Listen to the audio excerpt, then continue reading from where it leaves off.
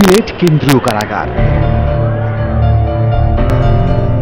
ইনি একজন যাবজ্জীবন সাজাপ্রাপ্ত আসামি। জেল খাটছেন 1 বছর হলো। আইন অনুযায়ী আরো 29 বছর তাকে থাকতে হবে এই জেলের ভেতর। শুরুতেই বলে রাখি, এই চরিত্রকে একটু ভালো করে চিনে রাখুন, কারণ তাকে ঘিরে আমাদের অনুসন্ধান মূলত এগিয়েছে। তাকে ঘিরে রচিত হয়েছে এক আয়নাবাজের গল্প, আর সে কারণেই আমরা বারবার ফিরে আসব এই চরিত্রের কাছে। খুঁজব পেছনের ঘটনা, যে ঘটনা খুঁজতে গিয়ে আমাদের সামনে উঠে আসে এক হত্যা মামলা। আপনারা কি জানতে চান সেই হত্যাকাণ্ডটি কোথায়, কখন, কিভাবে ঘটেছিল? ছবির এই মানুষটি কাজ করতেন ইলেকট্রিক মিস্ত্রি হিসেবে। 2009 সালে তাকে পিটিয়ে হত্যা করা হয়। সিলেট সদর উপজেলার এই গ্রামের নাম আউশা। বৈদ্যুতিক কাজের সুবাদে সৌদি প্রবাসী দয়াস মিয়ার বাড়িতে যাতায়াত ছিল সুমনের। এক পর্যায়ে অসম সম্পর্কে জড়িয়ে যান দয়াস মিয়ার স্ত্রী রোজিনা বেগমের সাথে। সৌদি আরব থেকে ফিরে এসে ঘটনাটি জানতে পারেন দয়াস মিয়া। এরপর একদিন বাড়ি থেকে ডেকে এনে পিটিয়ে হত্যা করা হয় সুমনকে। 3 দিন পরে জিলকার হাওরে ওনার হাত পা বাঁধা অবস্থায় কত বিগত লাশ আমরা পাইয়া ওই দিন আমরা থানাত মামলা করছি আর কি। দয়াস মিয়া সহ 9 জনের বিরুদ্ধে চার্জশিট দেয় পুলিশ। এরপর 2012 সালে 6 জনকে খালাস এবং 3 জনকে যাবজ্জীবন কারাদণ্ড দিয়ে রায় দেয় দ্রুত বিচার আদালত। সাজাপ্রাপ্ত 3 জন হলেন দয়াস মিয়া ওরফে গয়াস মিয়া, তার স্ত্রী রোজিনা বেগম আর দয়াসের বন্ধু ইকবাল হোসেন বকুল। ইকবাল হোসেন বকুলও একজন সৌদি প্রবাসী। মামলার বাদী নিহত সুমনের ছোট ভাই সোহেলের কাছে জানতে চাই আসামিরা গ্রেপ্তার হয়েছে কিনা। 3 জনকে পুলিশ কি গ্রেপ্তার করতে পারছে? জি না, ওদেরকে গ্রেপ্তার করতে পারছে না। কেন গ্রেপ্তার করতে পারেনি পুলিশ? কারণ তো নিশ্চয় একটা আছে। সেই কারণটাকেই খুঁজে বের করতে হবে। আইন অনুযায়ী কোনো পলাতক আসামিকে গ্রেপ্তারের জন্য সংশ্লিষ্ট থানা থেকে গ্রেপ্তারি পরোয়ানা জারি করা হয়। আর এই সূত্র ধরে টিম 360 ডিগ্রি এবার জালালাবাদ থানায়। আসামিদের বর্তমান অবস্থা জানতে নথিপত্র যাচাই বাছাই শুরু করলো জালালাবাদ থানা পুলিশ। এখনো তারা পলাতক, এখন আমরা তাদেরকে গ্রেপ্তার করতে সক্ষম হইনি। তবে আমাদের চেষ্টা আছে, তাদের পাওয়া মাত্রই আমরা অবশ্যই আদালতের পরোয়ানা আমরা তামিল করব। তার মানে পুলিশ তাদের গ্রেপ্তার করতে ব্যর্থ হয়েছে। কিন্তু ইকবাল হোসেন বকুলের ব্যাপারে ভিন্ন তথ্য দিলেন এই পুলিশ কর্মকর্তা। যাবজ্জীবন সাজাপ্রাপ্ত দণ্ডের একটি গ্রেপ্তারি পরোয়ানা আমাদের থানায় ছিল, সেইটা আমরা তামিলের অপেক্ষায় ছিল। দীর্ঘদিন ধরে আমরা চেষ্টা করছি, তাকে পাচ্ছিলাম না। এক পর্যায়ে আমরা যখন আমাদের ওয়ারেন্ট রেজিস্টার কোর্টের সাথে মিলাতে যাই, তখন দেখা যায় যে সেই জেল হাজতে আছে। কবে কিভাবে গ্রেপ্তার করা হলো ইকবাল হোসেন বকুলকে? আমরা আমাদের রিকল মূলে আমরা বা নথি দৃষ্টি আমরা যেটা পেয়েছি যে সে আত্মসমর্পণ করেছে। তার মানে রায় ঘোষণার 3 বছর পর আদালতে স্বেচ্ছায় আত্মসমর্পণ করেন ইকবাল হোসেন বকুল। বাহ, তিনি তো দেখছি আইনের প্রতি বেশ শ্রদ্ধাশীল। আর এ ধরনের শ্রদ্ধাভাজন ব্যক্তিদেরকে শ্রদ্ধা দেখাতেই পারে আদালত। হয়তো এ কারণেই উচ্চ আদালতে তিনি জামিন পেয়েও যেতে পারেন। এবার আমাদের যেতে হবে ইকবাল হোসেন বকুলের গ্রামের বাড়ি আউশায়। এটা যাবজ্জীবন সাজাপ্রাপ্ত আসামি ইকবাল হোসেন বকুলের বাড়ি। ইকবাল হোসেন বকুলের বড় ভাই এমদাদুল হক শামীম একজন শিক্ষানবিশ আইনজীবী। ছোট ভাই বকুল আদালতে আত্মসমর্পণ করেন বড় ভাইয়ের পরামর্শে।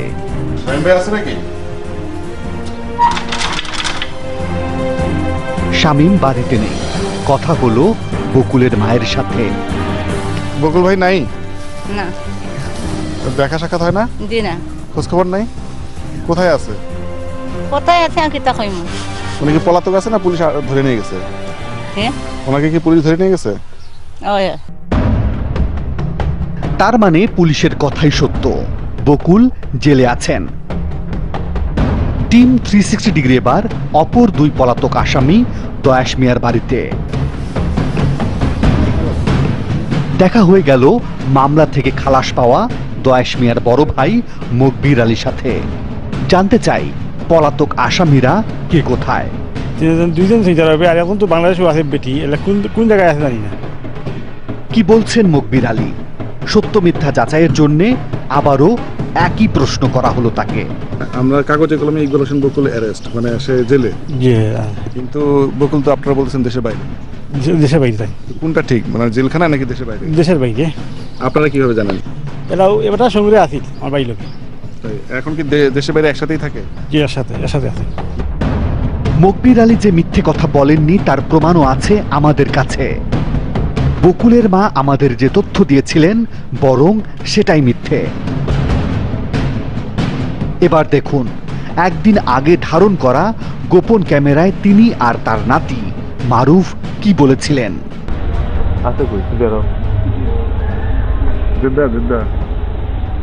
ও সর্বোচ্চ রয়েছে আইয়া গেছে।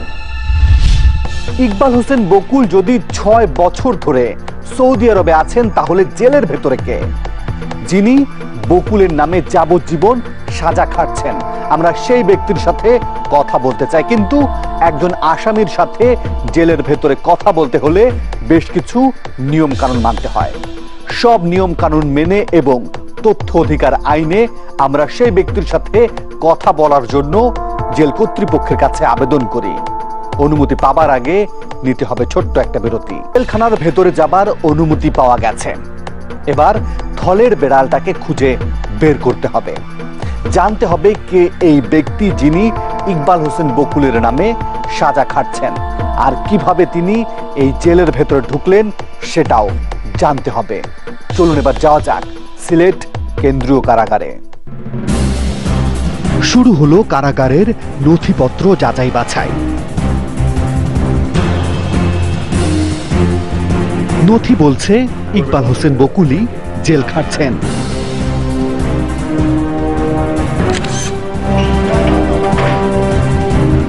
এবার আমরা ইকবাল হোসেন বকুলের সাথে কথা বলতে চাই। জেলের ভেতরে একটি কক্ষে নিয়ে আসা হলো ইকবাল হোসেন বকুলকে। এবার মিলিয়ে দেখুন, ছবির সাথে তো এই ইকবাল হোসেন বকুলের চেহারার মিল খুঁজে পাওয়া যাচ্ছে না। জানতে চাই তিনি ইকবাল হোসেন বকুল কিনা। আমার নাম ইকবাল হোসেন বকুল না, আমার পাসপোর্টে আমার নাম রিপন আহমেদ ভুট্টো, পিতার নাম সুলেমান মিয়া। এখানে আসার পরে দেখছি আমার লাইফ সাজা 30 বছরে। তার মানে কাগজে কলমে তিনি ইকবাল হোসেন বকুল হলেও তিনি আসলে রিপন আহমেদ ভুট্টো। তাহলে ইকবাল হোসেন বকুল নামে তিনি জেলের ভেতরে ঢুকলেন কিভাবে? দিনে 10টা সাড়ে 10টার দিকে পুলিশ আমাকে অ্যারেস্ট করে। আমার নাম ইকবাল হোসেন বকুল না, ওনারা বলে না আপনার নাম ইকবাল হোসেন বকুল। বলে আপনি যদি না বলেন আর গাড়িতে না ওঠেন তাহলে সমস্যা হবে। আমাকে জোরপূর্বক নিয়ে আম্বরখানার গতি দিয়ে চলে আসে। তখন আমি গাড়ির ভিতরে চিল্লাচিল্লি করি, ওনারা আমাকে মারধর করে। তারপরে বলছে যদি বেশি কথা কও তাহলে গুলি করে দিব। দেখছো না কত লোকরে আমরা ক্রস ফায়ার করে মারে গেছি, এরকম মেরে ফেলবো, এরকম ভয় দেখায় আমার। ক্রস ফায়ারে জীবন চলে যাওয়ার পরিবর্তে অন্যের নামেই জেল খাটাই তো ভালো। তাই স্যার আমি ভয়ে কী করবো? ওই জায়গায় আসার পরে কর্তৃপক্ষ আমাকে জিজ্ঞাসা যে আপনার নাম কি? তখন আমি বলি যে আমার নাম ইকবাল হোসেন বকুল। কারা কর্তৃপক্ষ কি জানতেন না এই ব্যক্তি ইকবাল হোসেন বকুল নন? নাম করেছি এবং আমি স্বাক্ষর করেছি। ও বলছে মোহাম্মদ ইকবাল হোসেন পিতা প্রকাশ বকুল, পিতা আব্দুল মতিন, কিন্তু এখন সে বলতেছে রিপন আহমেদ ভুট্টো, মানে পিতা মৃত সুলাইমান আহমেদ সোনু মিয়া। যে লোকটা আসছে সে আসছে ব্যবসায়ী হিসাবে, এখন দেখা যায় যে ট্রাক ড্রাইভার। মানে এখন মানে আমার কাছে আশ্চর্য লাগতেছে, কিন্তু আমার মানে কিছু করণীয় নাই। অন্ধ আইনের সামনে মানবতা কাজ করে না।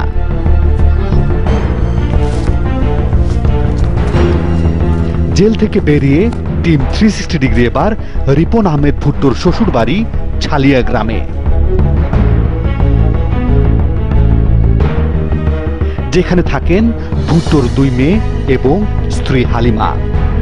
আমি কিচ্ছু জানি না, আমি কি করবো? আমি মেলুক, আমার কেউ না। জামাই কত বছর জেল খাটবে আপনি জানেন? জি না, আমি কিচ্ছু জানি না ভাই। তাও জানেন না তিনি, তবে জানেন 2 মেয়েকে নিয়ে অথৈ সাগরে পড়েছেন। 30 বছর পর এসে হয়তো বাবাকেও চিনতে পারবে না ছোট মেয়ে রাইসা। এবার সিলেট শহরের খাসদবির এলাকায় ভুট্টোর বাড়িতে টিম 360 ডিগ্রি। কাজের সন্ধানে একবার দুবাইতেও গিয়েছিলেন ভুট্টো, সেই তথ্য মিলল এই পাসপোর্ট দেখে।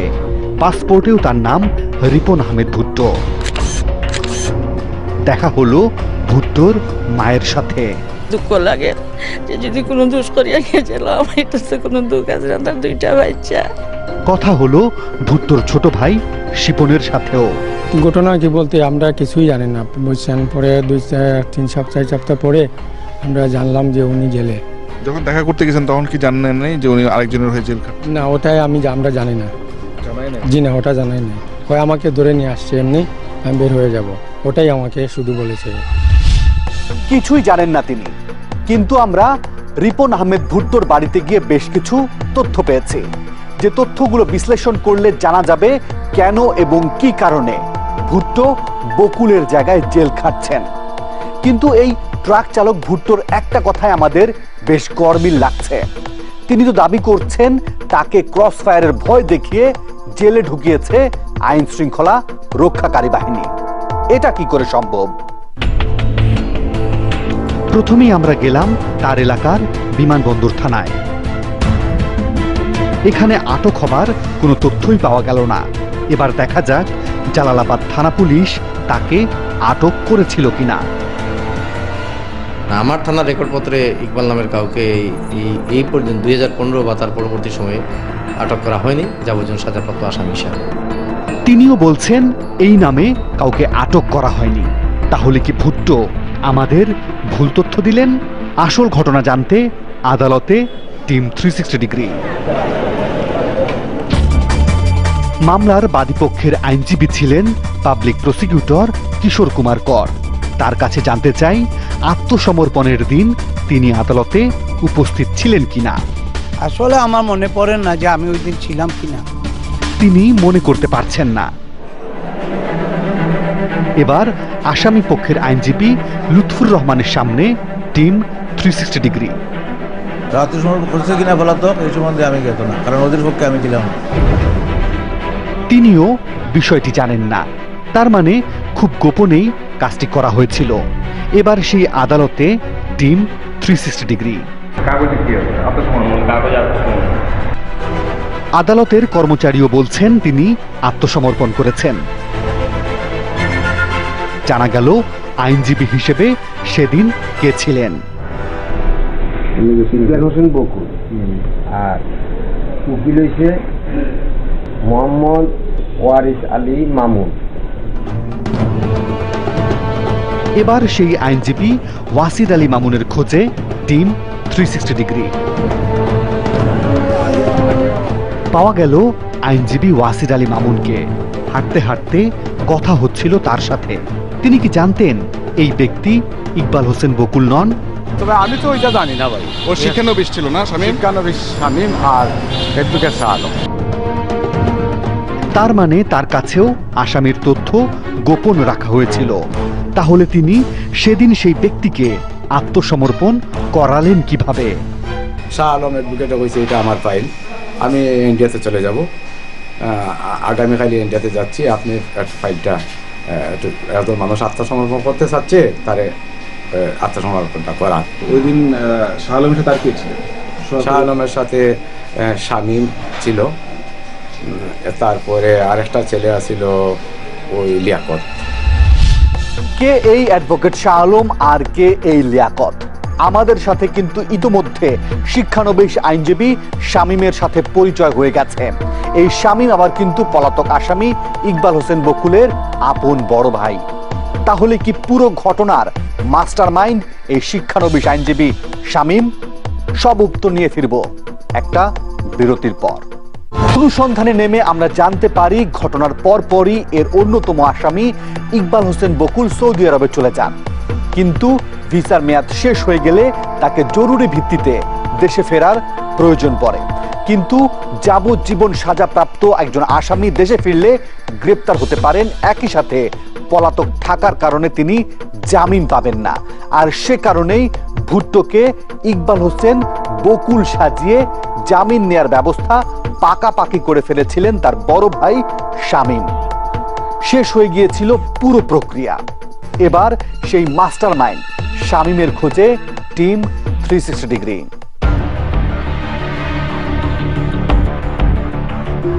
বাড়িতে শামীমের মা ও তার ভাগ্নে মারুফকে পাওয়া গেল।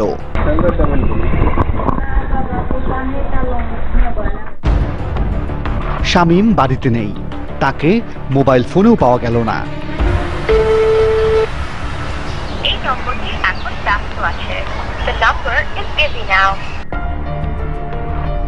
আরো একদিন পর শামীম ভাই নাই বাড়িতে, সিলট গেছে। আসবে কখন? আর তো বিকালে আইবা, কি কোন বেলা আইবা এটা। আজও তিনি বাড়িতে নেই। এবার গভীর রাতে তার বাড়িতে হাজির হলো টিম 360 ডিগ্রি। অনেক ডাকাডাকির পর বাড়ির ভেতর থেকে কেউ বেরিয়ে এলো না।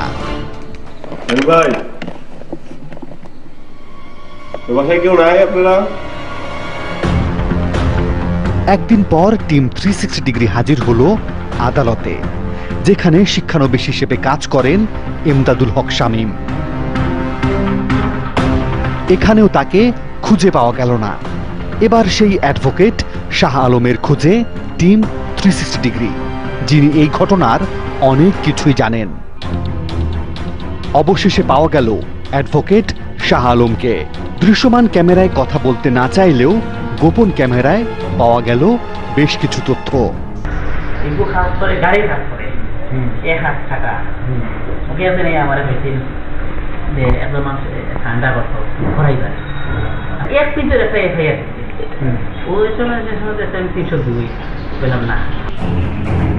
তার মানে তার কাছেই প্রথম এসেছিলেন শামীম আর লিয়াকত। তিনি অস্বীকৃতি জানালে তারা গিয়ে হাজির হন অ্যাডভোকেট মামুনের কাছে। শামীম আর লিয়াকতের সম্পর্কের কথাও তুলে ধরলেন তিনি।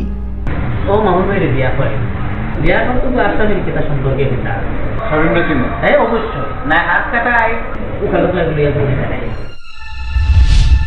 তাই তো বিনা লোভে কেউ নিশ্চয়ই একজনের কাজ নিয়ে আরেকজন ঘুরবে না, তাও আবার এমন ঝুঁকিপূর্ণ কাজ, প্রশ্নই উঠে না। এই লিয়াকত হচ্ছেন বিআরটিএ কার্যালয়ের একজন দালাল, যিনি গাড়ি সংক্রান্ত মামলা নিয়ে আদালতে দৌড়ঝাঁপ করেন। সেখানেই লিয়াকতের সাথে পরিচয় শামীমের। আর মাদকাসক্ত ট্রাক ড্রাইভার ভুট্টোর সাথে লিয়াকতের অনেক আগে থেকেই পরিচয় ছিল। আদালতে প্রক্সির জন্য শামীম যখন লোক খুঁজছিলেন, তখনই ভুট্টোর নাম প্রস্তাব করেন লিয়াকত। বাকি গল্পটা এবার দেখে নেওয়া যাক।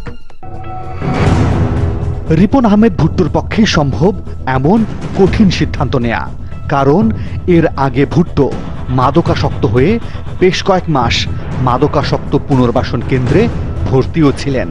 এমনটাই জানালেন ভুট্টোর ভাই শিপন। কি ধরনের নেশা করতেন উনি? এতো খালি শুধু মনে করেন হেরোইন এগুলা গাঁজা মদ খেতেন, এই আর কিছু না। টিম 360 ডিগ্রি আবারও ভুট্টোর শ্বশুর বাড়ি সালিয়া গ্রামে। তার স্ত্রী হালিমার সাথে কথা বলার সময় আত্মীয় স্বজন উপস্থিত ছিলেন। এই আড্ডায় গল্পের ছলে একটা তথ্য পাওয়া গেল। সে ফক্সি দিতে গেছে, হয়তো 1,000 টাকা পাইছে। ও বলছে যে তুমি 3 মাসের জেল খাটো, আমি তোমার গিয়ে হয়তো 330,000 টাকা দিব। এমন করছে যে আমি 30,000 পাইলে আমি আরো 6 মাস বইয়া খাইতাম পারবো, ফেসিলিটি খাইতাম পারবো, অসুবিধা কি? তার মানে প্রক্সি দিতে জেলে ঢুকেছেন ভুট্টো। আমরা আবারও ভুট্টোর মুখোমুখি হতে চাই, জানতে চাই কত টাকার বিনিময়ে এমন ঝুঁকি নেয়ার সিদ্ধান্ত নিয়েছিলেন। কোনো টাকাও নেই, ওদের সাথে তো আমার কোনো সম্পর্ক নেই। আগের বার বলেছিলেন তাকে জেলে পাঠানোর সময় আদালতে কোনো আইনজীবী ছিল না। একজন আইনজীবীর কথা বলতেই এবার স্বীকার করে ফেললেন তিনি। একজন আইনজীবী ছিলেন, একজন আইনজীবী। উনি কোনো কাপড় চোপড় পরা না, এমনি সাদা সিধা আমাদের মতো। তার কাছে জানতে চাওয়া হলো সেই আইনজীবী কি জামিনের আশ্বাস দিয়েছিলেন? তো কইছে 2-1 মাস এইরকম বলছে, ধারণা দিছে যে 2-1 মাসের ভিতরে আমরা নিয়ে যাব। আপনি কি ওই লোককে দেখতে চিনবেন? ছবি দেখতে? হ্যাঁ, ছবি দেখলে চিনব। এই লোক তো না? হ্যাঁ, এই লোক। হ্যাঁ, এই লোকই। এই লোকই। কি বলছে? এই লোক কি বলছে? এমন লোক বলছে যে আমরা আইনের লোক, আপনি দস্তখত করেন। এবার শুনুন ভুট্টোর সাথে শামীমের কি চুক্তি হয়েছিল। আমাকে বলছে যে আপনি যান, পরে বাড়িলে আপনার আমরা বিদেশে যাওয়ার চাইলে আমি বিদেশ দিব। এ যেন ঠিক সিনেমার গল্প। যিনি কোনো অপরাধ করেননি তিনি দিনের পর দিন জেল খেটে যাচ্ছেন, আর যিনি অপরাধ করেছেন তিনি আছেন বিদেশের মাটিতে দিব্যি ঘুরে বেড়াচ্ছেন। 3 মাসের মধ্যে ভুট্টোর যে জামিন হবার কথা ছিল সেটি হয়ে গেলে এই ঘটনা হয়তো কেউই জানতে পেত না।